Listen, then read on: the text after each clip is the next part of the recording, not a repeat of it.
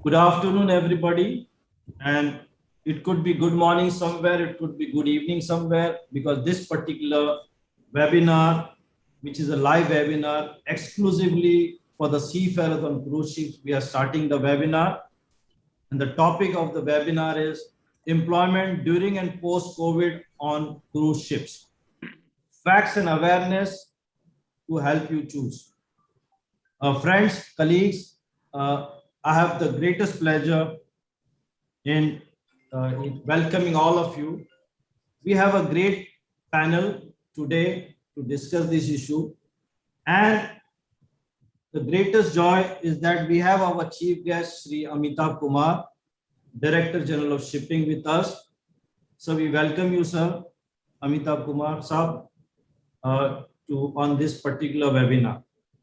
Mr. Amitabh Kumar needs no introduction. I will not surely go on his qualification of what he has been, but I will like to mention what he has done in the last, particularly in the last 1 year of the COVID crisis.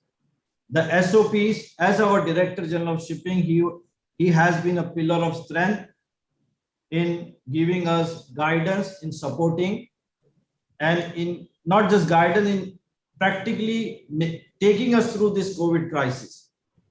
The SOPs which were done by the Indian Maritime Administration with him as a Director General of Shipping was the SOP which was also followed during the crisis throughout the world. In fact, the IMO had also taken cognizance, and that's formed in many ways the base for the SOPs of the other countries also in this particular situation.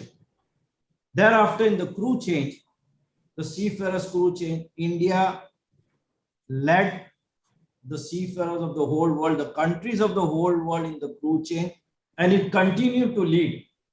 No country in the world, in any labor supplying country has done this much crew change as the Indian seafarers in the crew change.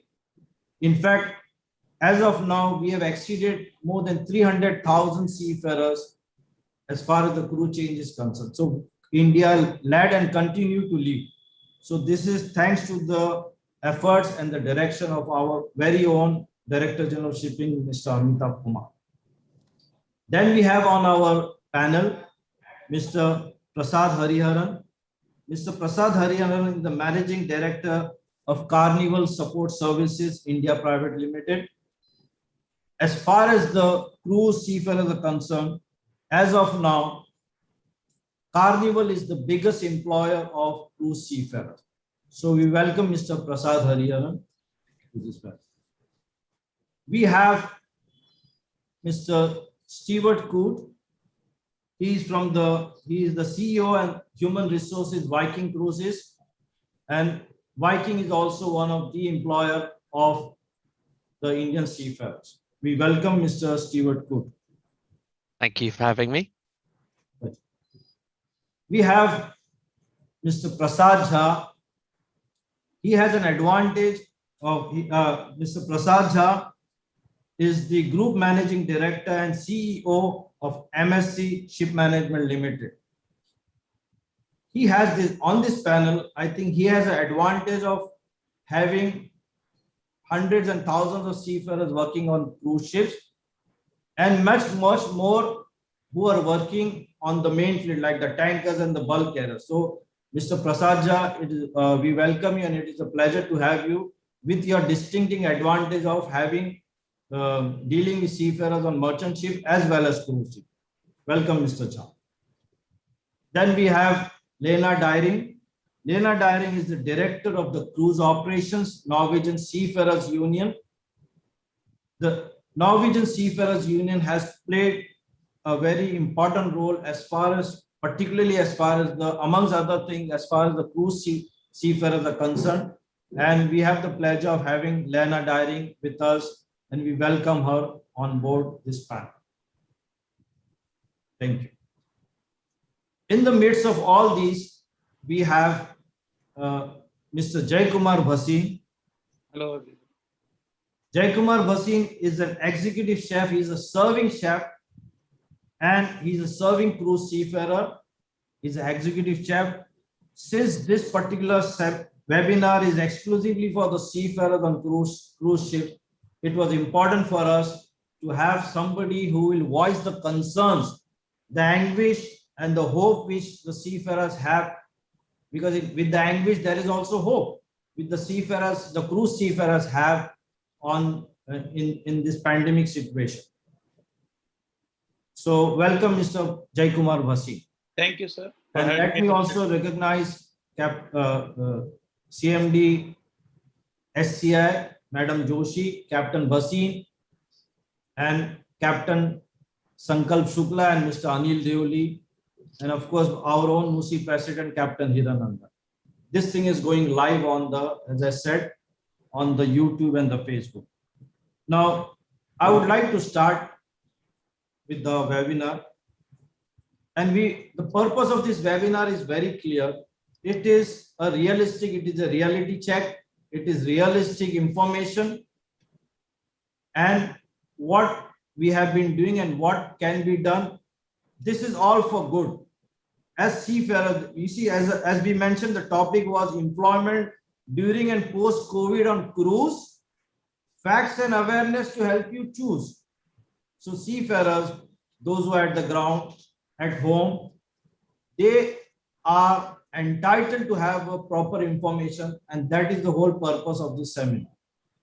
The seafarers on the merchant ships, by and large, very challenging. They have been able to get employment. I'm saying very challenging, but still they have been able to get employment. But that is not the same situation as far as the seafarers who are working on the cruise ships. And when we talk about merchant ships, of seafarers working on ships, we usually tend to think mostly about the merchant ships, the tankers and the bulk carriers, and many a time we forget about the cruise seafarers. So that is the purpose for this particular webinar. And may I now invite Mr. Jaikumar Bhasi, Executive Chef, serving cruise seafarer, to say what he has to say about the scenario as far as the cruise seafarers are concerned. All panelists are having 5 to 6 minutes, and I would request you all, to want to give more time on the question answers. There are a lot of questions which have come up. So, Mr. Jaikumar Bhasi, please. Thank you, Mr. Abdul Ghanani. And hello, everyone, and a very good afternoon to all of you. I, Jaikumar Bhasin, would like to welcome all the dignitaries over here, including Mr. Amitabh Kumar, IRS, DG Shipping, Mr. Prabhat Jha, Mr. Prasad, Mr. Stuart Coet, Captain MP Bhasin ji, Ms. Leena Darren, Mr. Sankalp Shukla ji, A. Devil ji, and Ms. Joshi ji. So with that, I have been fortunate to be given this opportunity to speak on behalf of all the seafarers by our NUSI, which is a National Union of Seafarers in India.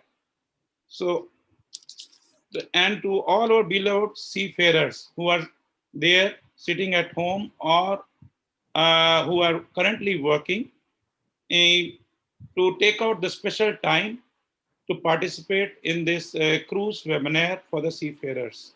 So this is a platform where we can raise our concerns and get the latest updates, as Mr. Abdul Ghani has already mentioned it. So let's go ahead with this. So as we all know that at present we are going through a very bad phase for the last 15 months or so with the pandemic COVID-19, and which started in actually 19, but the effect was mainly in 2020 March. Me being personally a crew member, active crew member, as Mr. Abdul already mentioned it. And I am here at home since last 15 months. And I am sure there are much more people who are sitting at home for much before me and more than me. So it's a big problem with everybody. As we all know that the cruise companies, the shipping, as we work on the ship on board, Our salary normally starts when we join the ship, and it ends the day we leave the ship. And people, to the tune of a galley steward, I'm talking to the lowest position in the ships, to the highest position, or to the mediocre, where the salary starts from $500 in some company or above, is a very bad situation for them. And currently, uh, I personally, whomever I know in my 4 companies on the ships, I'm getting a lot of calls in a day, querying about what is happening, any update, what is new. Now we all know where we stand somehow by the news coming with the CDC and all that. But at the same time, the crew members also would like to know more.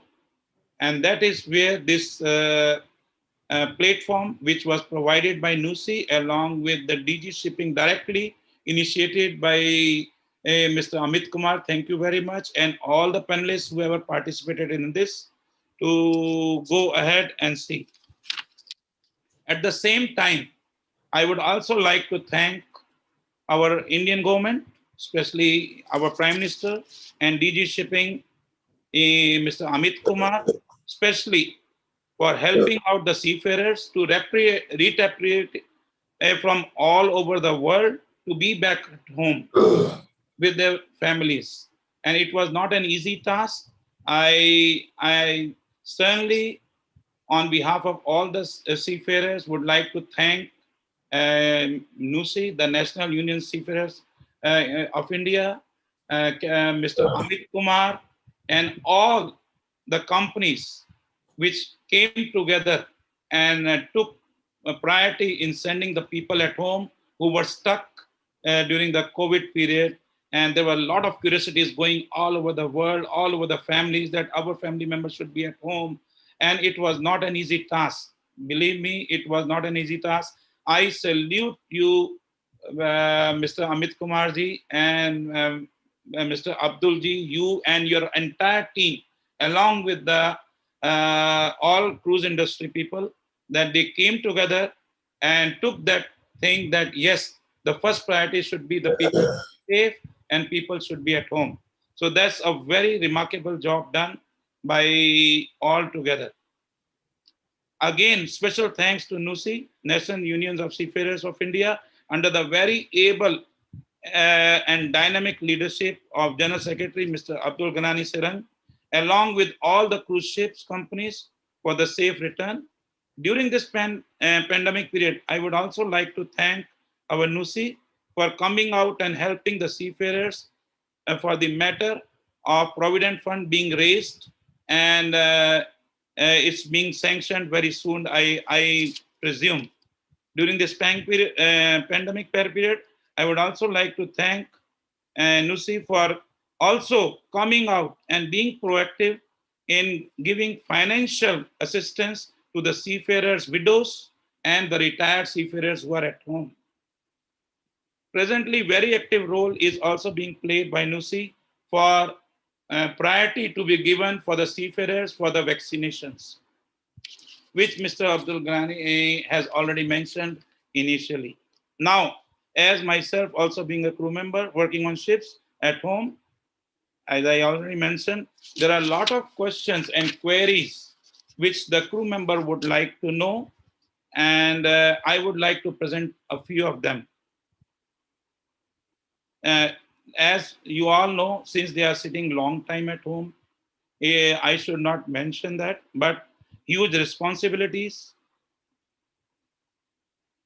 lie on them, and a lot of families on their backward, as you know, especially in India, the family culture, the dependents, whether they are parents or their brothers, sisters, the education, the tuition fees for their kids, the housing rent, the loans, if any, they have taken. Because when they are in service, you know, the money is coming in, so it's easy to pay loans. So we all go for the loans.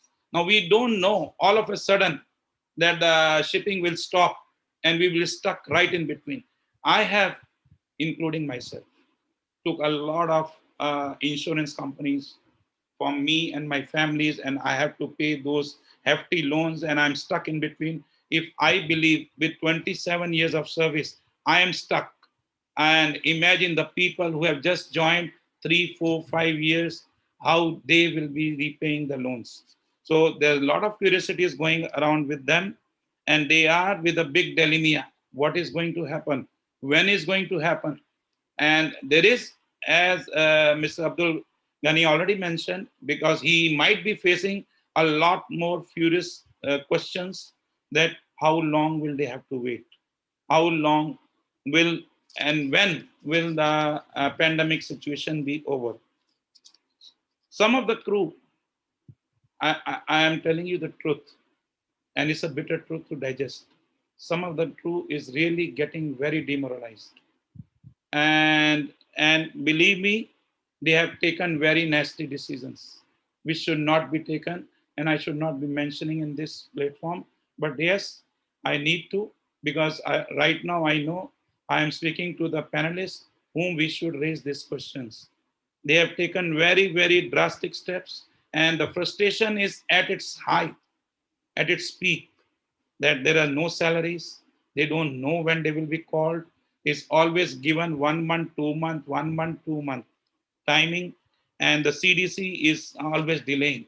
Even as the latest news this morning, there is some still things going on with the CDC and the cruise companies agreement and all that. Just for a simple example, I have already given that. So we all know the situation at present, and we are facing what we are facing, but we all are waiting anxiously for the opening of the cruise industry in the safe and healthy manner, where both the crew members and the guests feel safe. Now, the life of a crew member is as important as the life of a guest. So this is our priority, that yes, all the measures taken, the cruise industry should start in the safest mode. And yes, we are hearing, and I'm very thankful to that the cruise industries have taken the initiative that all the crew members, whichever country they belong, they need to get vaccination first to enter the ships. Also, the crew members would like to know from the panelists that what we all think of returning back to business, and what is being done at present, and what is the hope. Basically, the whole webinar is today set to come out with the solution, that what is the hope, how long we will be giving the people 1 month, 2 month, 1 month, 2 month time. And it's not easy, believe me. In our positions, it might sound a bit okay, but think of a position working to the very smallest position on the cruise ship. The expenses for the monthly, they always go up as per your standard goes up. And then if you are earning an X amount of salary, the household expenses goes like that. So I did not knew. I was called in the 11th hour to sit back and hold. And that was okay for me for some time. I'm telling you the truth, but over a period of time, it's now becoming like what's going to happen. And at the same time now, I will try to end up here because everybody needs to speak. I once again thank you all, including Mr. Amitabh Kumarji, for your time taken from your very, very busy schedule. I know, and we all know that you are very busy. And Mr. Abdul Ghani ji, Sarangji, along with all NUSI, to come out and organize this event, and very useful platform where we can share and get the latest update. Once again, I, Jay Kumar Basin, would like to thank everyone, all the seafarers who have joined us during this webinar, and would like now to give the handover to Mr. Abdul Ghani for the next panelist. Thank you. Thank you, Mr. Basin, for coming right into the focus of this discussion, this webinar. And as we mentioned, this is a reality check. This is a real stuff, real way. How should we go forward in this? Because the message, the detail which you get from this webinar from the stakeholders is very, very important. May I now request Mr. Prasad Hariharan from the Carnival Cruises to share his thoughts on this panel. Thank you, Mr. Prasad. Thank you very much. Director General of India, Mr. Amitabh Kumar, Abdul Ghani ji, and my fellow panelists. Thank you so much for giving us the opportunity, this platform, to talk directly to the seafarers who work on board cruise ships. And Mr. Jaikumar Bhasin, Chef, you have very articulately pointed out exactly where the issues are.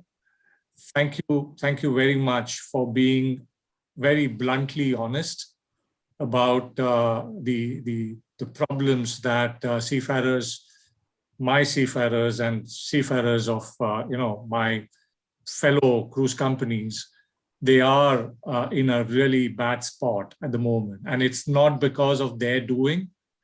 It's just that this particular pandemic has struck in a way where the cruise industry has been affected the most. And that's something which is very, very evident. None of the cruise ships around the world are sailing with passengers now. They are on, just safe manning crew, sort of anchored alongside or anywhere across the globe, Bahamas, Barbados, Europe, everywhere. But the silver lining is beginning to show, which is what, I would rather focus on what's going to happen in the future and what we can hope for in the near future. The good news is that some of the countries have allowed cruising, UK being one, Italy, I'm told, has got permission for cruising. And this is still UK cruising. It's not really, with countries closing borders. Ships are not permitted to go across and visit different countries, which is the real charm of cruising. Passengers come on board and they want to see different countries, different ports. I'm sure that will come in due time, but at least ships going out to sea with passengers on board, even with reduced capacity, is a great sign for the industry.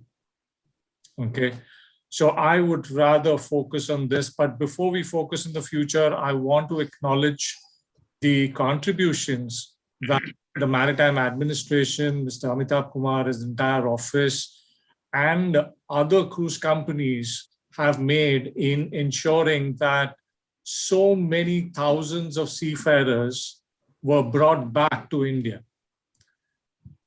Companies chartered whole planes, 747s, bigger flights to bring, and this was completely done by the companies with the support the administration gave us. We brought back, and I think Carnival Corporation brought back close to about 18,000 seafarers. They sailed a lot of ships from the US, and so did a lot of other cruise companies. They came to different ports in India to make sure that the seafarers went home safe.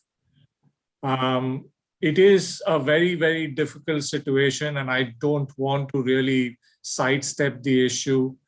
The issue is that a lot of seafarers are out of pocket at the moment because the contracts work in such a way that you only earn when you are working on board the ships, and you don't really get paid when you are ashore. But I would more like to focus on the future. I would like to see more companies sort of get ready to sail their ships. I am nearing my, I think, end of 5 minutes that Mr. Abdul Ghani has given me, but I will be answering any questions that we will have during this webinar, and I'm more than happy to be honest and upfront and not really duck any question on this. I will do my best to answer to the best of my abilities. Thank you very much, Mr. Ghani. Over to you. Thank you, Mr. Prasad Hariharan. Yes, there are many questions, and some of the questions have been marked specially for you. The people who put in the questions. So we will have our time around. So thank you for keeping the time limit, because as I indicated, our Director General also has another engagement, but he will be there till the time he can be. So now I will request Mr. Prabhat Jha from MSC, CEO MSC, Managing Director and CEO of MSC, to share his thoughts. And as I said, he has a unique advantage of dealing with the merchant ships as well as the cruise seafarers. Over to Mr. Prabhat Jha. Thank you so much. Thank you, Ganesh sir. Thank you very much. Good day to all of you. I think, first of all, a really congratulations to NUSI for organizing this. Very thoughtful of them and very compassionate. And of course, we welcome all the delegates and especially Mr. Amitav Kumar for his time. And just, I have one page summary just to show, and it somehow completely matches the theme of the NUSI seminar today. Can you see my screen? Okay. I hope everybody can see my screen. Yeah, we can see this. Okay. So I will just walk through the summary. So we had done a cruise survey for the people who are at home, and just to understand their thoughts, feeling, and everything else. And we had reached out to about 15,500 people who could complete. That was about 60% of our crew, which is at home today. And we had 108 nationalities, and no surprise, you will see that the Indian seafarer are at the top. It was almost 3,500 Indian seafarers participated in this one. And it was just to understand that we are close to them and we want to understand what is happening with them. And you can see that about 85% people are happy the way our various crew agencies in the country of the residence, they have communicated with the people. And we have a little bit more work to do so that this 85% can become even 100%. And if you say the work life, like it was already echoed by Mr. Jaquan Wasim, everybody is eager to go back to the sea. And we can see the response here that 97% of the people who have participated in the survey wants to go back to the sea. It also echoes what was said already before, that 52% people do not have any current employment and they are waiting for the cruise to restart so that they can return back home. 25% people have found some jobs, will not say, even if it says full-time employment, we know the tourism sector itself is entirely affected. And this is their area of expertise. So there are some people also working part-time. And bit of, to start for the 21 positive. So everybody is quite positive to go back to the sea. 87% are quite hopeful, and especially when they're thinking that they will go back to our MSC cruises. And there are some concerns about, as you can see on the left corner, that 38% people are worried about the health and safety protocols.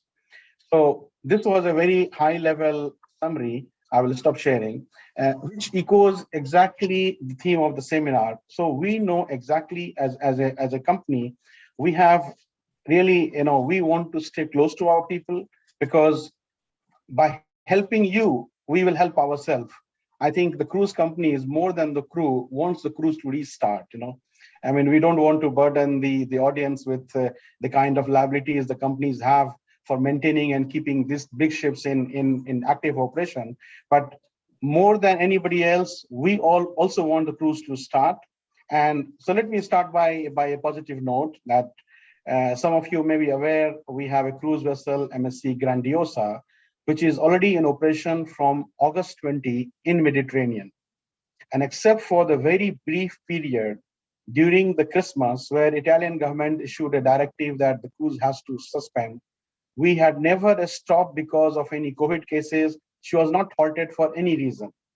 And this just proves that the very strict health and safety protocol that were finalized in-house by MSC Cruises, by a dedicated task force with the industry experts all over the world contributing to this protocol is working. So we have a cruise vessel, we can say, for the last 8 months in the water where it is working, and this gives more hope. And as was already also commented by Mr. Hariyanan, there are some countries which are giving approval. So based on this one, because I would like to share a positive news with our people listening to the seminar. So we expect by June, 6 vessels we expect to have in operation by end of the June. And hopefully things go well, we could have more vessels operating in the summer. So this is still, only 1/3 of our fleet, but it is something positive, and and let's stay optimistic that this will only get better. Now, when you will join back the ship, I believe that things are not going to be the same as it was before. There's going to be a new normal. And starting from the fact that whenever a seafarer is going to join on board, there is not going to be any shore leave. During the whole contract, there will be no shore leave.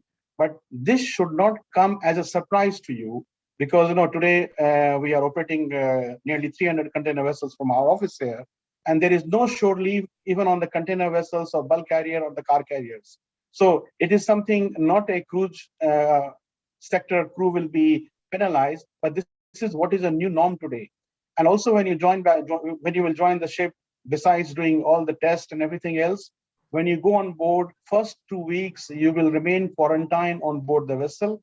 And during this 2 weeks, you will be given a lot of training, how to keep yourself healthy, what are the new programs so that guests can stay healthy, because it's going to be a completely new normal. And to ensure that all this health and safety protocol policies are going to be effective, we have also created a new position on board for a health compliance officer. So this is basically to ensure that all the time our crew member, including the guests, remain healthy. And if something comes up, then there is a right protocol and everybody is fully aware of how to address this situation. Now, a little bit going back before the survey I showed you was done in January 2021. But even last year, after the big help of all the authorities, that we managed to get all the crew back home, in the month of May, we had created a crew support team, which had about 30 people from different nationalities who were capable of speaking various languages. In the first 6 months, there were about 18,000 contacts by email or WhatsApp. WhatsApp is quite a good means of communication. There were about 105 psychological sessions arranged by the experts when by talking to our crew on board on leave, when there was a need felt that we see that the crew members are depressed and they could do a decision which will be harmful to them, to their family. So we had a panel of psychologists, and about 105 psychological sessions were done in the first 6 months. I don't have the latest date, but it is far more than 250 today. And there were also a lot of critical cases where company did all the possible to support the crew. We also had cases, we had 3 childbirths during this session, because there was one crew member stuck on board and she was past the pregnancy date that airlines or could be flown. And there was another crew member in Brazil in stuck ashore because the home country would not accept the crew back. And company did everything possible to make sure that they had a safe pregnancy, and they were very thankful about it. So whatever is possible by the company, we have not hesitated to implement it, everything. So we are also, like all of you, we are also looking to a very quick restart so we can get you back all to your favorite place on board the ship to work. And I'm sure that everybody will be very apprehensive about the vaccination. So as a company, the vaccination is not mandatory, because this is again a personal choice and we cannot impose on the people, but we do highly recommend that people get vaccinated. It is good for yourself, it is good for your family member, and it is also the good for the health of your colleagues. We have, as a company, MSC Cruises have participated, collaborated with many countries that you have seen in the survey, and there we are working with the government to provide the vaccination for the cruises staff. In India, especially because India is the COVID vaccination of the world, it does not need any support from outside. The government has been very, very helpful, and we had a very good discussion with Minister of Shipping even the last month during the Indian Maritime Summit. And we have also written a separate letter highlighting the urgency that all the seafarer of all the A's in India should be given a priority COVID vaccination. So please keep positive, get vaccinated, and we hope to see you back on the ship soon. Thank you very much, Gani Saab. I hope I'm staying in my 5 minutes. Thank you so much, and your concluding remarks, and also in your session, it was very positive. So as we say, there is hope at the end of the tunnel, and we definitely look towards that. So it was a very positive and gives a lot of confidence. I would just like to ask Director Mr. Amitabh Kumar ji, shall we, sir, you have some time, or we can take one more panelist, and then you can give your, otherwise you can give it now also, sir. No, you can take one more. Okay. Can I request Mr. Stewart Coot from the Viking Cruises to give his, share his thought with us, and then we'll request the DG to give his views. Thank you, Mr. Coot. Thank you. Thank you. Thank you. And I think probably one of the most important things to mention is that we need to continue talking about things like this. This is so key. So webinars like this, where we can inform crew members of what's happening across the industry, is so very important. You know what? Patience has been the key word throughout this pandemic. And I think crew members have shown incredible resilience during what has been an incredibly difficult time.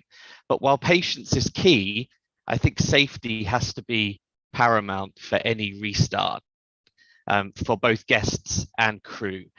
I know that that at Viking, one of the things that we've done is we've installed PCR laboratories on each of our ships so that we can do daily testing for our crew and guests. And I know that the other panelists here, and everybody has implemented different safety protocols, enhanced safety protocols, to keep people safe, so that when the restart does happen, it doesn't become a false restart, because we want people to return to cruising, and for that to stay for good. But you know, our role as operators, what can we do to make the long wait that crew members are having now easier? What kind of things can we look at? What should we do? As I said, talking is so important. I think the survey that Pravat showed was exceptional. You know, we do monthly calls with our crew where we do a question and answer session, so crew members can write in and ask questions, and we try and answer those with all the latest information that we have. We've just started working on a project with the Norwegian Seamen's Union, so that we can start to offer standby pay. Now, the reason for this is, what we want to do is we want to bring back as many crew members as possible before we restart. So we want to fill our ships up, get our crew on board. But of course, if you haven't got paying guests, that becomes very expensive if you pay full salaries. So until we get into operation, we're looking at paying crew members a standby pay on board, which would be their basic pay element, no working until the guests arrive. And then that way, what we can do is we can get more of these people that are at home, not earning any money, onto a ship, earning the basic salary, so that they can send that home. They're in the comfort of the vessel until we're ready to restart. So this is a really key thing that we're doing. And in addition to that, another way of getting more people onto the ships is that we're trying to reduce for this period, or for at least until the pandemic is over, we're reducing the contract lengths. So typically we would have a 6-month contract length for most crew members, and 4 months for managers. And we're looking at doing 3 and 2 for those people. Again, that way we can get more people onto the ships, earning some money rather than sitting at home. And of course, another thing is, it's important to have a controlled restart. As you know, we've announced that we will start sailing our newest ship, the Viking Venus, on May 17th, which is also Norwegian Constitution Day. It's a very important day for us at Viking. So we're excited to be doing that. So we'll have one ship ready to go there. And then just today, we've announced domestic cruising around Bermuda and also Iceland. So we're excited to be getting more ships up. As some of the other panelists have mentioned, international cruising is still quite a way off. But if we can get crew members and ships sailing domestically, then that has to be a huge positive. Two other things that I wanted to touch on. Just one was vaccine priority. I think this is the most important thing that we can talk about. If we can encourage crew members to get vaccinated, and if we can get them in the various countries that key worker status and recognized as a priority group for vaccines, then obviously that will help us to get our industry moving. I know that some countries have already acknowledged that. So Croatia is a great example. They've prioritized their seafarers for vaccination, and I hope that with the help of the various unions and the ITF, we can expand that to further countries. And then very quickly, the last thing, we've touched upon it as well, is the mental health of our crew members. And it's probably the toughest time that any of them will experience. And Jayakumar Racine, he gave a great example of how tough it can be, even for someone as experienced as he. So I wanted to just end by mentioning a free charity, which is seafarerhelp.org. This is a free counselling service which is run for seafarers and their families. It's run in a number of different languages, too many to count. And crew members can contact this service via Zoom, Skype, Facebook, Viber, Line, WeChat, you name it, they've got it, and someone will get back to you and talk to you. And I think it's so important that we extend that professional help to seafarers at what is a very, very difficult time. But I look forward to answering any questions that people might have as well when we get to the Q&A. Thank you. Thank you so much, Mr. Koot. And it was very reassuring to note about your standby pay and the contract length. You know, these are times which the seafarers on the cruise ship are looking forward to. As mentioned by you and also Mr. Prabhat about the mental health, it is very, very important that professional help is available. Now, can I request our Director General of Shipping, Mr. Amitabh Kumar, to share his thoughts with us? And there is one or two questions which I'll first put to him later on. Sir, please.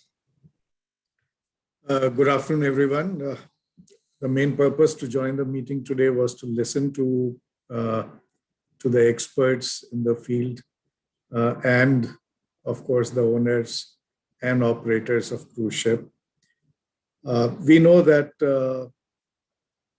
hospitality sector is the one that has been affected most adversely because of this pandemic, and cruise shipping in the maritime sector is easily the worst affected. Obviously, the people working on cruise ship have faced the brunt of the pandemic like no one else.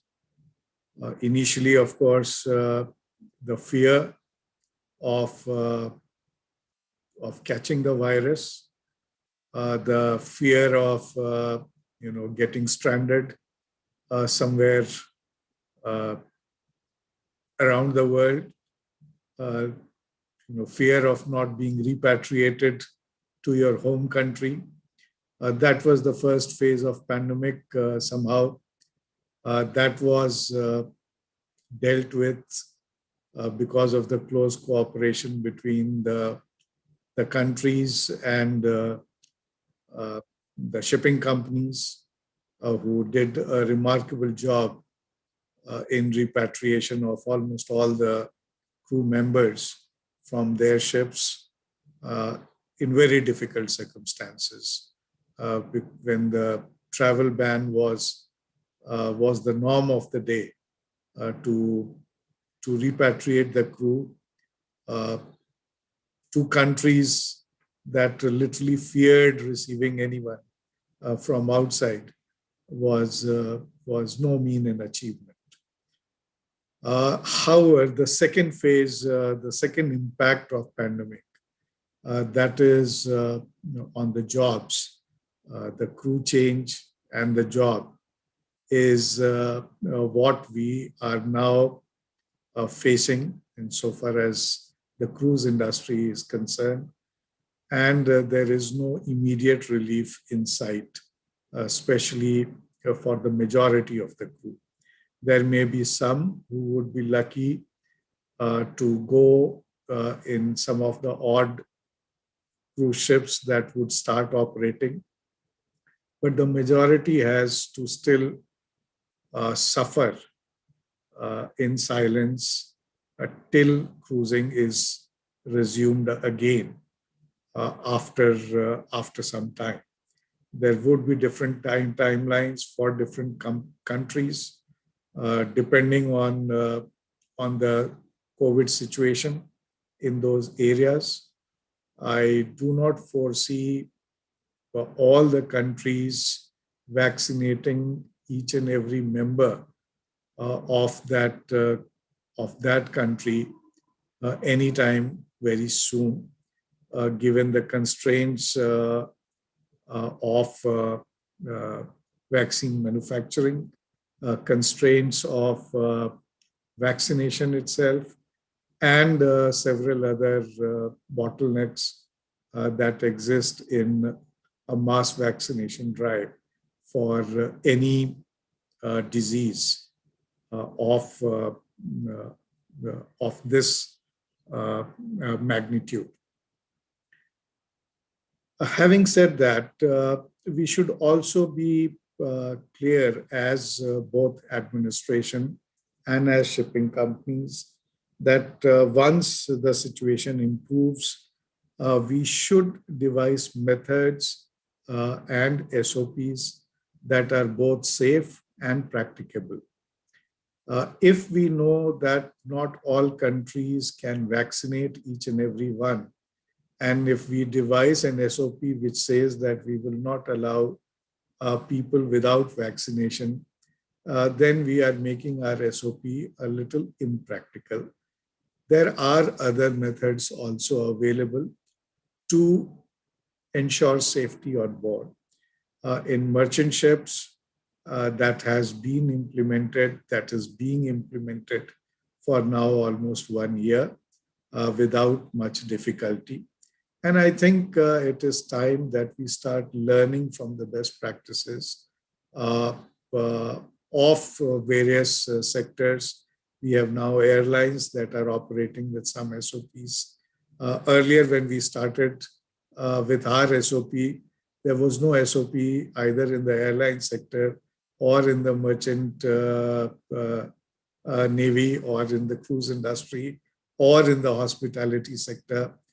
We were virtually the very first to come up with an SOP which we thought would be needed for merchant ships. And then we realized that our SOP was a bit too strong, and we had to dilute it a little bit in subsequent months. And that diluted SOP has also functioned fairly well in last year or so. We now have sufficient experience of dealing with the pandemic. The pandemic is not going to go away anytime soon, but the experience and expertise to deal with the pandemic will keep on adding to our knowledge, and I'm sure we will use that knowledge for developing further SOPs for the cruise industry. In short, my suggestion is that along with vaccination, we should also not ignore the importance of testing, contact tracing, and quarantine for a reasonable period to ensure safety on board. Of course, almost all the speakers before me spoke in terms of increased safety requirement on board the vessel in the new era. And that, of course, is understandable to everyone. Not only understandable, it is a prerequisite before you start any operation anytime soon. So far as maritime administration is concerned, we have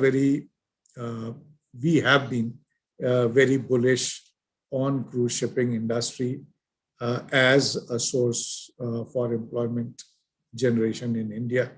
And we have been in talks with almost all the cruise shipping companies to strategize the ways of training and employment for the seafarers on board cruise ship.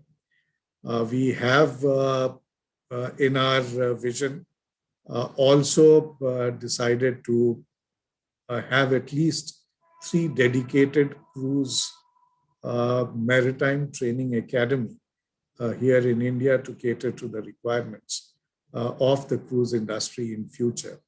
And we are very serious in terms of setting up these academies and ensuring that they provide training of the highest standards in keeping with the actual requirements of the cruise industry. It has been a setback for us because a number of people who were employed in the cruise industry had to sit at home in the last year. And I'm sure it has not been very easy for them. That transition, even if they have found some alternate means of employment ashore, the transition would not have been very easy. But there is no way as of now to keep yourself occupied and to be in gainful employment other than finding an alternate means of livelihood here ashore. Having said that, we should also keep remembering that we are seafarers primarily, and we are maybe at a short break because of the given circumstances, and we need to keep ourselves abreast of the latest development in the cruise industry. And once the opportunity arises, we should be in a position to provide our services to the industry as and when they require. This is my short message. I'm sure, I know I am not sounding as optimistic as I should, but at times realism is more important than anything else. And we have to be very realistic in these circumstances, especially when what we are seeing in India today. Till about 15 days back, we thought we are quite in control of the COVID situation.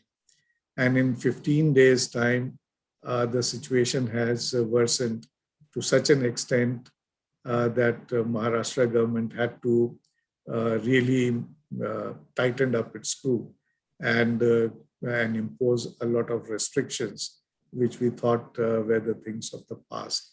We don't know how this pandemic is going to behave, and we have to be prepared in whatever capacity we have. We have to be prepared to fight it, prevent it, keep ourselves safe, which, as someone said, is paramount. And of course, keep hoping for better days in future. Again, the message: whoever is eligible to get vaccination here in India should not wait, should go and get himself vaccinated, himself and his family vaccinated as soon as possible. We have got ourselves vaccinated. I have got my whole office vaccinated. And that is one way to keep yourself safe, and one should not hesitate in doing so. As soon as the age restriction reduces further, more and more seafarers should just volunteer to be in the vaccination queue as soon as possible. Thank you. Thank you, sir, for your remarks, and also the way you put it, that realism is at times very important.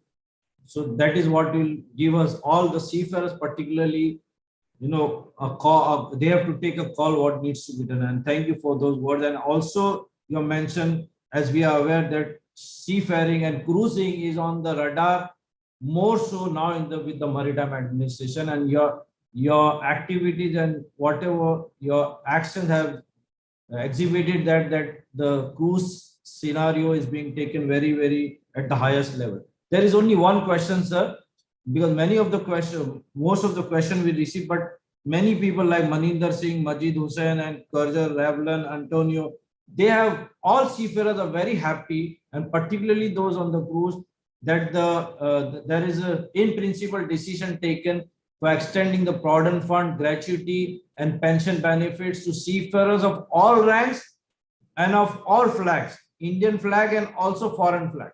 So there is lot of hope and there is lot of happiness among the seafarers. Would you like to say something about that, sir, about the status of how are we going to take it forward? Because in principle decision has been taken, sir. Thank you, sir. You have already informed the seafarers of the in principle decision taken.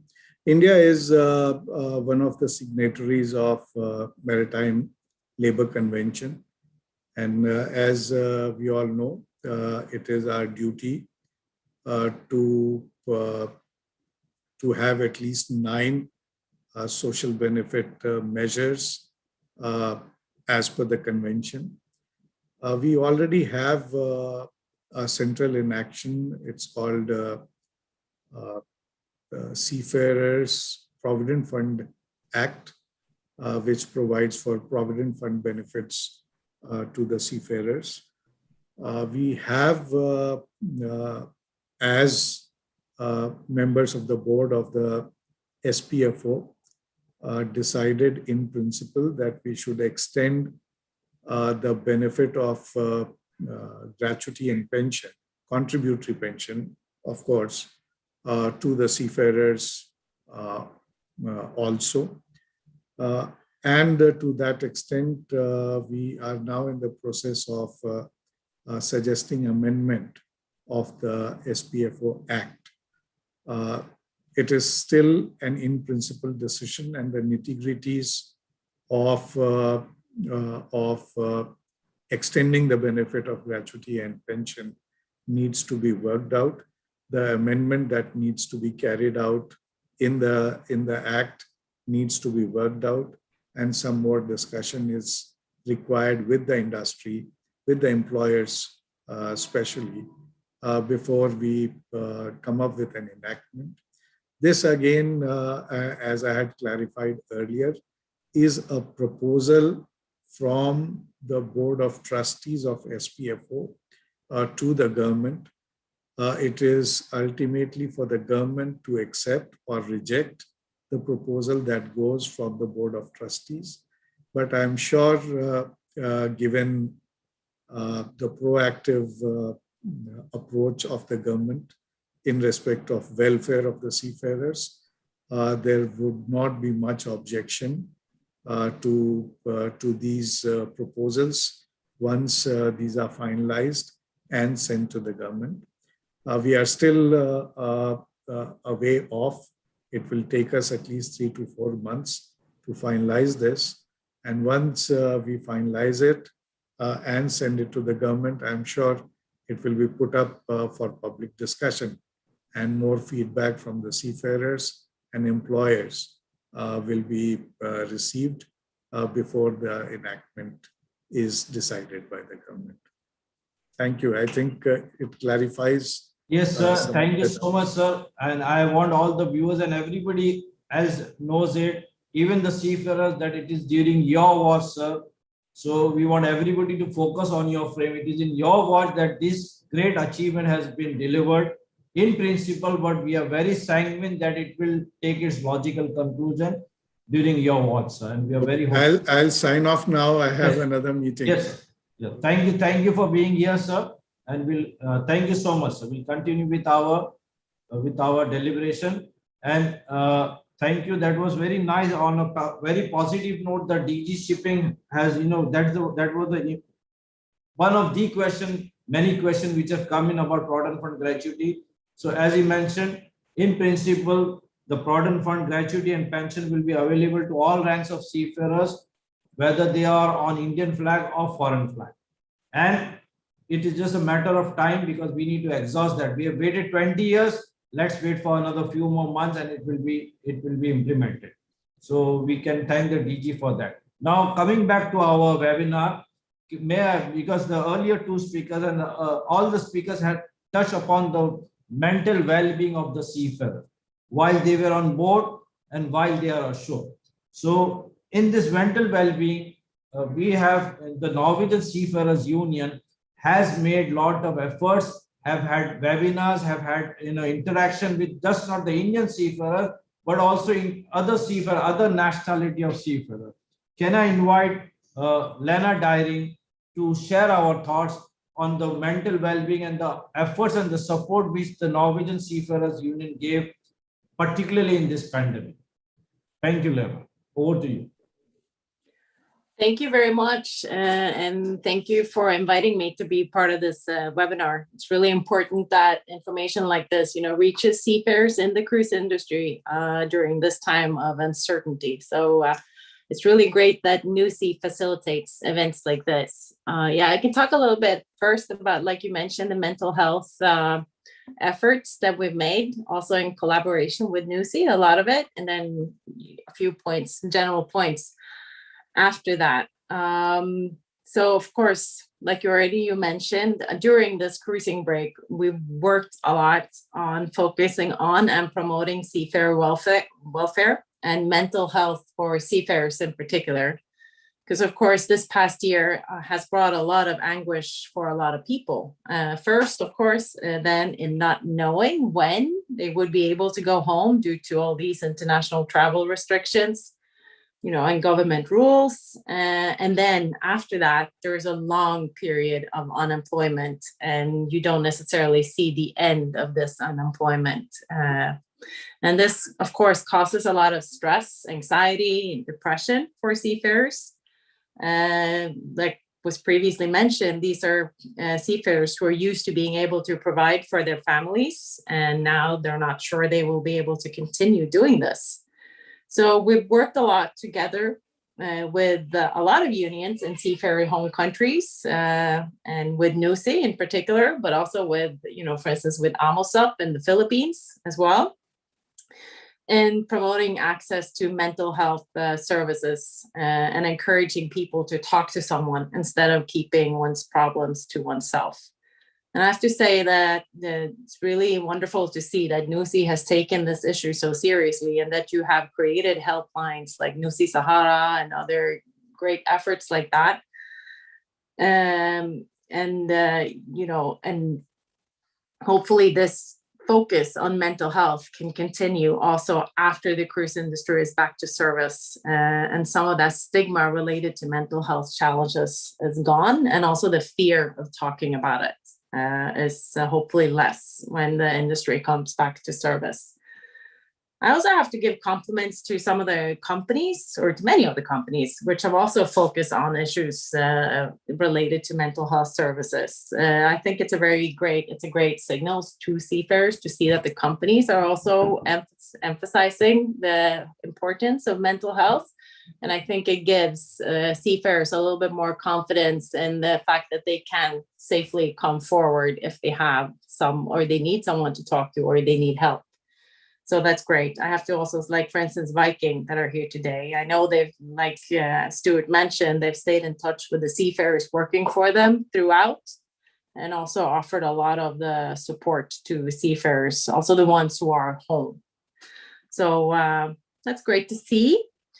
Other than that, I could say a little bit about us as a union, what we've been trying to do. We're also, of course, we're trying to be a part of the solution in terms of trying to help ensuring that the jobs for seafarers are there when the COVID crisis is over, or is managed in a way where it's safe to resume cruising.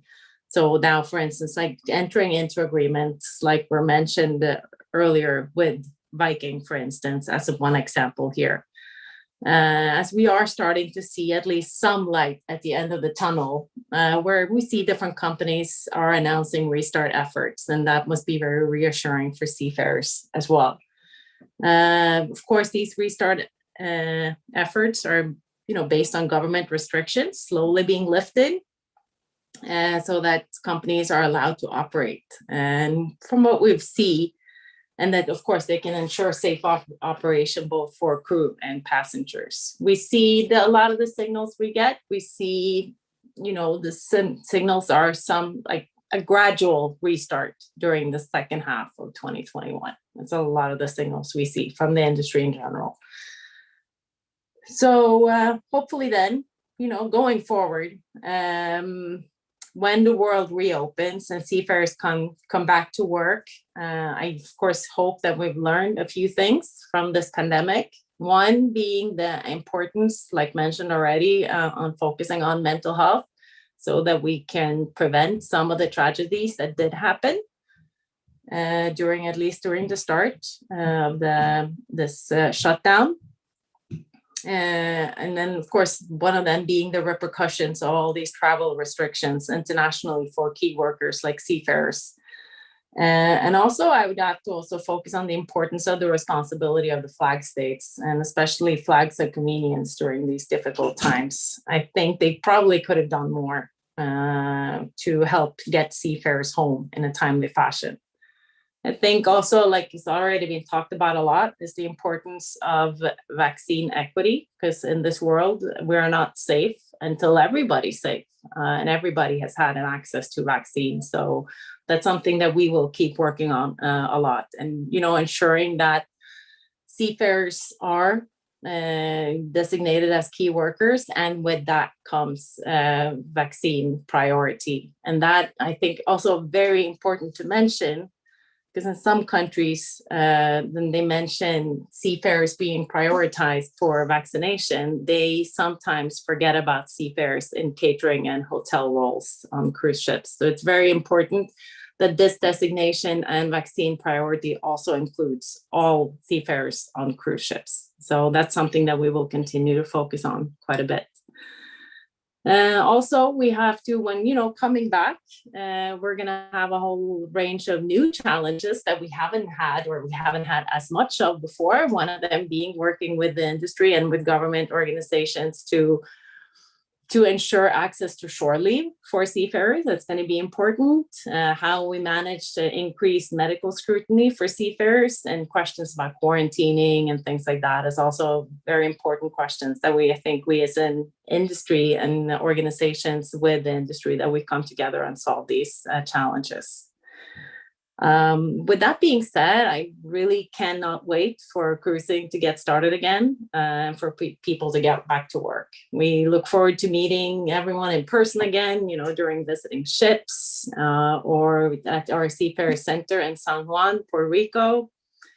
We look forward to organizing our seminars again, and of course, especially the seminar in India together with NUSI, and the time is right and it's safe to do so again. So thank you. Thanks again for inviting me. Thank you, Lena. And you did clearly mention about the mental well-being being so important for the seafarer, and not just for the seafarers, but also their family members.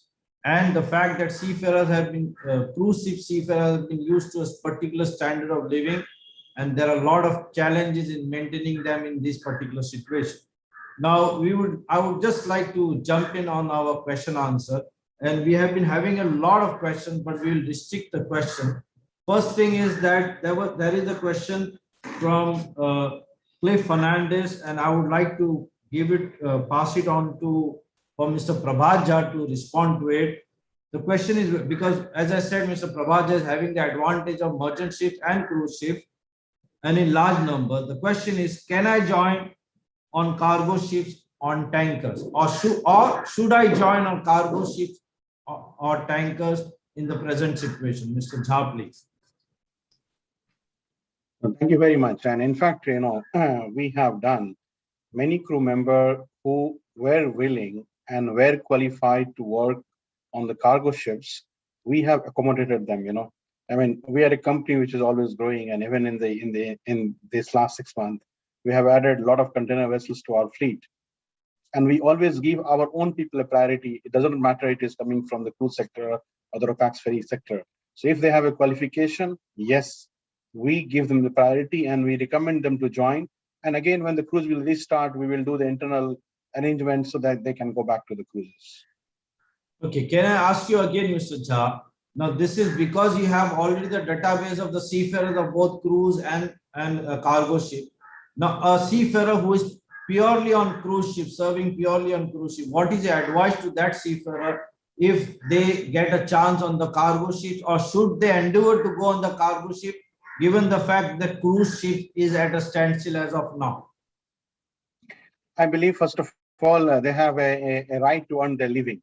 And like we can see that, if a person has a financial commitment, everything. So I believe that working anywhere is more preferred than sitting alone. And when you work on board a cargo ship also, you get a lot of experience and you see the things from a different perspective. So my suggestion will be, yes, indeed, if you're finding a job on the cargo ship, do join and come back to the cruises after you complete the contract. Thank you, Mr. Jha. I have a question for Mr. Prasad. This is from Mr. Karthik, and this is many a times happening mostly on the cruise, seafarers working on the cruise. Which organization in India is responsible to check the cheating of seafarers by RPSL agents and sub-agents? Which organization in India is responsible to check the cheating of seafarers? A very, very relevant question. I think especially we always had people, frauds going on and taking money from candidates, naive candidates, promising them jobs. But we have recently seen a sudden spurt in the last 6 to 8 months, a sudden spurt of all these fake advertisements luring people to pay money for jobs. So there is no one organization that scrutinizes all this. There is no such that, but there is a lot of education that all of us can give to the aspiring candidate. One is that they need to realize that there are companies who are legitimate companies who recruit. You can go and check the jobs on their websites. Carnival has it, Royal Caribbean, Norwegian Cruise Line. These are the 3 of the biggest. MSC has it. These are big cruise companies, and when they advertise, they are completely above board, and they will advertise on their websites. You have to go there and verify. The second is always go through the RPSL registered agencies. Do not get lured by people who will promise you some money. And there are lots of people who end up, after having paid money, and unfortunately, some of them have been promised jobs on one of our brands. And they say that I have paid, 200,000 rupees to this individual who promised me that, you will get a job on one of the Carnival brands. Unfortunately, we get to know only after the event has happened. So we have, as an initiative, what we are doing is on all our social media handles, Instagram, Facebook, whenever there is a sort of a fake job doing the rounds on the internet, we sound an alert on our social media handles. We put it on our website. And this is for people to stay alert. And one thing is, please be very, very sure that you can't get a job by paying money to anyone. If you want a job on a cruise ship, you will get it on your merit. You do not have to pay even 1 paisa, 1 rupee to anybody. And don't even think that you will ever get a job without an interview. There are people who, these scamsters, they send you an email saying that, this is the job, this is the salary, and pay so much money into this particular bank account, and I will send you the appointment letter. it just doesn't happen that way. Cruise ship job is a professional job. You have to go through an assessment process. So coming back and answering your question, is there one agency which checks all this? Unfortunately, no. But we have to be educated about what are the ways of recruitment and be alert to all these scams. Thank you, Mr. Prasad. You know, the way you put it, it is the awareness is the key. And since you all are major employers of seafarers on cruise, when you yourself are saying that, you know, it doesn't happen like that. You don't have to pay. You all guys are all over above board. So you don't have to do this like this. And in spite of that, if somebody wants to do it, then they have to face the music. Then they don't have to, you know, cry about it. And because this is how it is, it should not happen like this. And it is basically on your qualification. And thank you for putting it very clearly, Mr. Prasad. I have a question for Mr. Koot. That this is from Beyanta Samadar.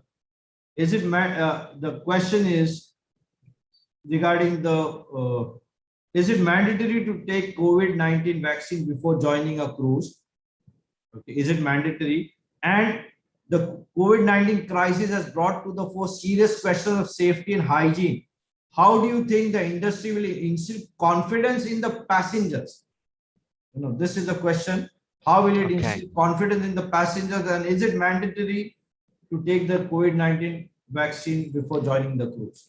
I think probably one of the most important things, and the Director General mentioned this when he spoke, is that vaccinations cannot be mandatory. It can't be a condition of employment.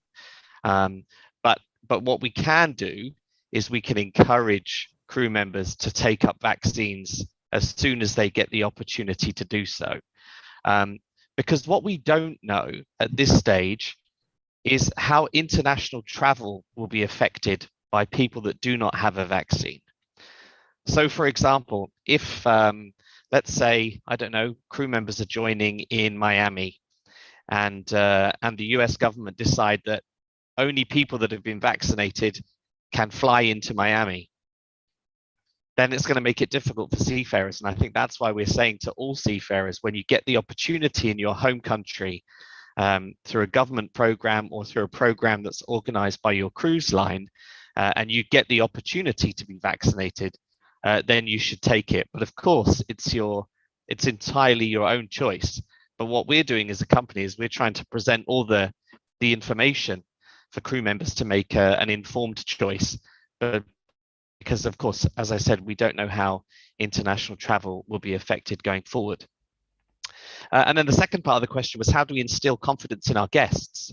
And I think all of us have spoken about the enhanced health and safety protocols that we have. And I think I mentioned before that as I said, we've installed PCR labs. So we have 3 lab technicians on board, so we can do daily testing for our guests and our crew.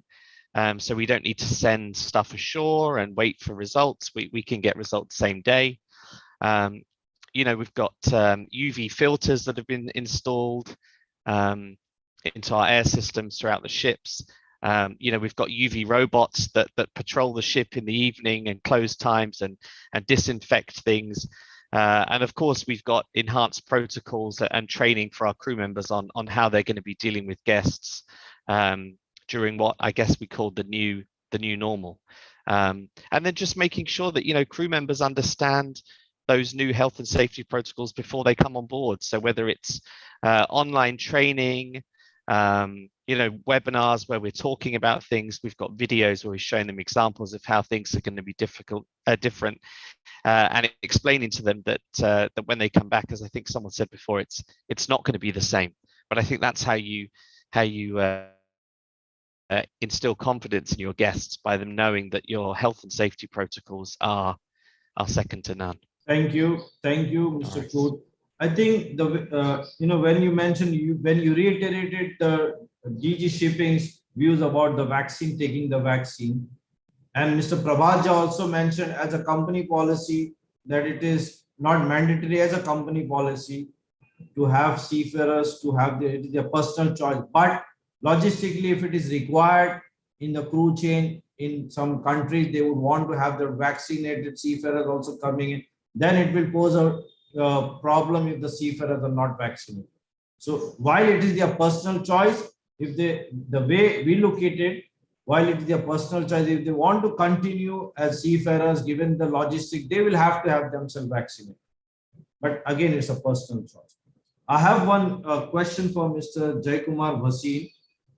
You know, he did mention about the COVID and how the seafarers are, you know, gearing up to it.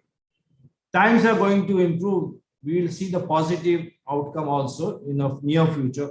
What lessons can be learned in this COVID, which will be useful when the times are, you know, we are in better times post COVID? What lessons can you highlight? One or two lessons which we, you know, which has been learned in this COVID scenario, which will come in handy post COVID?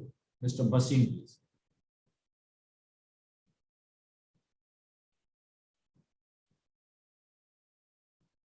You'll have to unmute yourself, Mr. Bhasin. Unmute. Can you unmute it?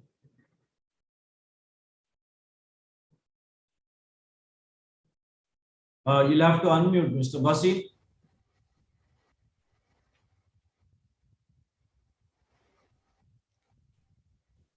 Okay. I think Mr. Bhasin is having some technical problems. Can you unmute yourself? Okay, you try unmuting, then we'll take the next question, and that is particularly for Lena. Now, given your experience, what has been your experience? How the seafarers, cruise seafarers, this is just not of the Indian seafarer. What has been your experience? How the cruise seafarers have been adapting to the COVID situation? Because you have been into a lot of wellness and other programs. What has been your experience of how the cruise seafarer, we'll come back to Mr. Bhasin, hold on. How the cruise seafarers have been adapting to the COVID situation, and if there are some advice, Lena. Thank you. Yeah, first I have to say that I think the seafarers in the cruise industry have been extremely resilient and adapting very well to a lot of change. And that is not, of course, not something that's new to COVID. I think seafarers in the cruise industry have been very resilient for a long time, also before this pandemic.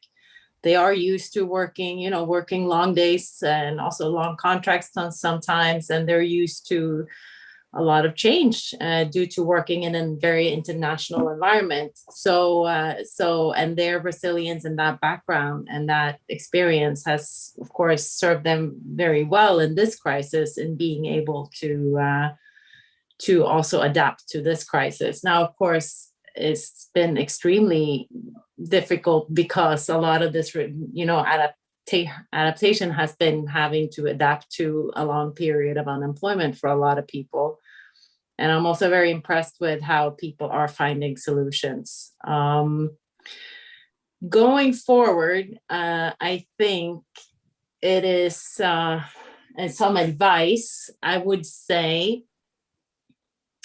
it's hard to give specific advice. I think what we have to do is stay positive.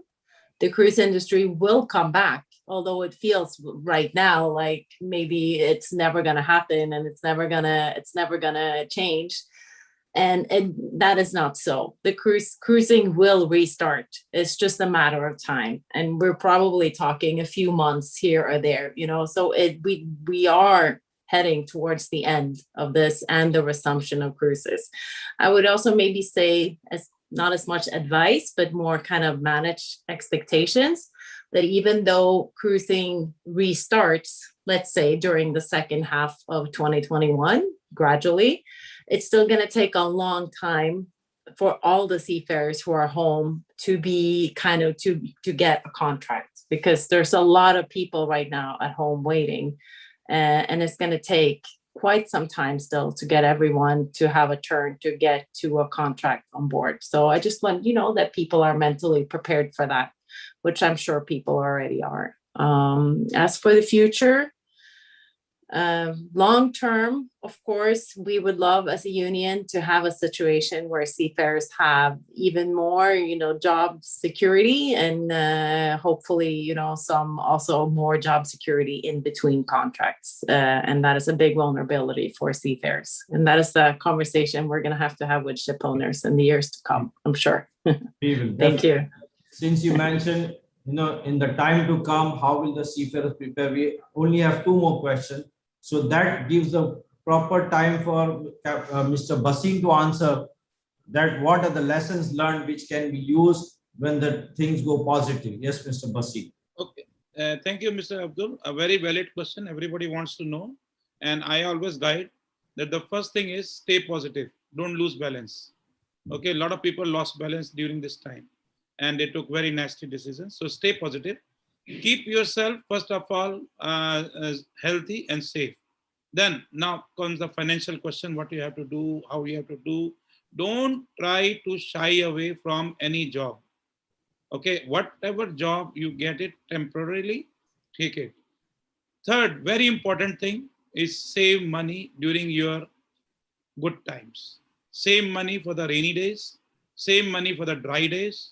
It's very important. That is what is the simple mool mantra I can say to survive, because this is a situation where we do not know when the things are going to be straight. And as Ms. Lena just said, is a long period maybe to wait. It's not going to be easy for everybody to join at the same time. The ships will be going in phases. So please, as I request, if you get any temporary job, take it. Whenever next time you get job opportunities, save money and do enjoy your life when you're working, but do save money for the future. You never know. And the last thing is, don't try to shy away. And especially for the F&B team working, I will say, because I am from the F&B side, since the F&B team is more skilled, they have more skill, so they can come out with anything. They can, even in India, it started, and I guided few people to start from their home. They open now big pastry shops from their home. They did it. I can give you a right example in front of me. And they used to serve cakes and pastries for us, 1, 2, 3. And now they have hired a pastry shop and they are doing good. So I'm very happy. They are earning more money there. Huh? They are earning more money and I'm very happy. And they always call me, Chef, you guided me good. So this is what I say. In India, it just started cloud kitchens. So use that. Even if you make good pasta, sell it from your home. Why not? Get money because you need money to live life. Thank you. And one last question. And we have as I mentioned, we have Carnival, we have MSC, we have Viking, the companies which are taking the maximum number of seafarers, Indian seafarers. Now, I don't know which one of you would want to answer this, but the question is a very simple, very polite question, very normal question from any cruise seafarer. What financial support can the companies give for the cruise seafarers in this pandemic? And this has come from Leonardo Di Costa. Any one of you can answer it, please. What financial support can the cruise seafarers get from their companies in this pandemic, COVID pandemic times? Mr. Abdul Ghani, I told right at the beginning that I will not duck any question. This is a difficult one. Okay. And but it is a question. Absolutely. I completely understand. It's a concern for everybody. Unfortunately, the entire cruise industry has gone through a really bad time. And it's not just the seafaring population. It's also people who are working in the offices. A lot of offices have made a lot of people redundant, laid off a lot of office staff. People who continue to work have taken salary haircuts. So we are all in this together, okay? So unfortunately, there is limited relief as far as financial support is concerned. But I'd like to just add something to what Mr. Jaikumar said. The one thing that I think all seafarers or everybody, not only just the seafaring public, we must learn an alternate skill. It's not just practical to just have one skill. Seafarers, when they are back home for 2-3 months, they have quality time. And many a times I meet people who are on leave and say, how are you spending your time? And they say, Coach Naeem, we're just relaxing, enjoying. Yes, the leave is to relax and enjoy, but if you were to develop an additional skill, it just ensures, it's a bit of an insurance in case something like this were to happen. Not only just COVID, we have to have the fittest people. Sometimes health doesn't support us to go back and work on a cruise ship. At that particular time, this alternate skill, it could be as simple a thing like learning a computer, like how to use Word, Excel, Microsoft, PowerPoint, so that you could work in the office. Now, these are things which would help us in the future. Okay. Thank you, Mr. Prasad. And I also recollect what Mr. Wood mentioned about the standby pay which they have been giving for the seafarers. These are very challenging times, and it will definitely come in very helpful. So I think on that, Mr. Prabhat, you wanted to say something? Yeah, I just want to add the same comments as Mr. Prasad said, that this problem is for the entire industry, and the companies are itself, like I said in the beginning, that we don't want to burden our seafarers with the financial commitments the company have in running and keeping the ships afloat and ready for the standby operation. So I believe that the companies are even more eager than the seafarer to get the start. So they are themselves, many companies are on the verge of, getting financial help. Somebody have in-house resources, but so we are all in this together. So at present, I think we all have to wait and be positive for the restart, and then everything should fall in place. Thank you so much. And since you're mentioning about the restart, one of the things which was mentioned was that seafarers on their own also should be in preparedness, readiness with their documentation. And also, if the call comes in, if they are required, that is not the time they have to hurry about the door. They have to prepare themselves in advance towards, when the proper opportunity comes in, and just not wait for the call or the selection of the companies by the company. So I think we have had a very, these are challenging times, no doubt about it. And this seminar, as the intent of this particular webinar was for the seafarers on working on cruise ships to hear it particularly from the ship owners who employ them in large numbers. What is the status, what they can look forward to, what is the way forward, how they need to prepare themselves. And also particularly when Lena mentioned about the well-being quotient is very, very important for just not for the seafarers, but also their family members. And added to that, the DG shipping, as he also mentioned in his talk, that there is a lot of focus on cruise. We have always maintained that for merchant ship, there were institutions, there were pre-sea academies for decades there have been. But for the cruise, the seafarers on their own volition, we salute the seafarers on the cruise ship on their own efforts. They have what has been achieved as far as the cruise is. It is purely on the efforts of individual seafarers and the cruise employing companies. There have been not much outside government support, but now the things are changing, and we look forward to the very fact that he did mention that the 3 maritime academies purely for cruise is a very good indication of what the things are going to unfold in the future. We have to hope for the best, and thank you for the panelists for being here, and also our guests who have been there, and particular thanks to our DG shipping, because when the DG shipping is there on the webinar, hearing us out, it gives a lot of confidence. So I thank you all once again, and let's hope that we are working towards that towards the priority for the seafarers to get the vaccination. That is the main effort which we are channelizing all our energies and activities for our, because we have already have that one of the NUSI camp for all ranks of seafarers in Valsad in Gujarat. We are going to replicate it in 17 branch offices of our NUSI, that medical camp for all ranks of seafarers. And we are very sanguine. We are hopeful that thing will turn out for the best. So thank you, all of you, for being here. Take care. Thank you very much. Can you hold on? Can you hold on? We'll have a photograph